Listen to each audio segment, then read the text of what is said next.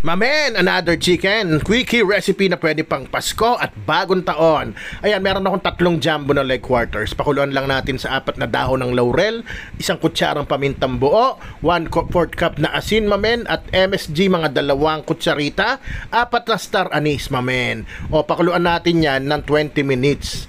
Yan, after 20 minutes, mamen, wala kang gagawin kundi ilagay yan sa isang tray at patuyuin. Medyo max itong tirada dito, kaya ako sinabing medyo max. Sa max kasi piniprito, sa atin air fryer natin. Ay nako, may naiwan palang balahibong onti ng manok. Pasensya na po, medyo malabo ang mata ng mamen nyo. Pero tinanggal ko yan nung kinain ko na, mamen. Ayan, kung malakas ang air fryer nyo, mamen, mga 10 to 12 minutes lang yan, goods na. Medyo mahina yung init ng air fryer ko, kaya inabot ng 7 minutes each side. Tapos after 7 minutes, mamen, sinalang ko pa ulit ng 3 minutes para makuha ko yung browning na gusto ko kamukha niyan. Pagluto na siya, mamen, magdagdag ka ang sausawan nito. Handa mo na banana ketchup na may onting Worcestershire sauce, mamen. Kita mo naman ang itsura niyan. Kung nandiyan ka pa, isigaw mo na, Rapsa! Man!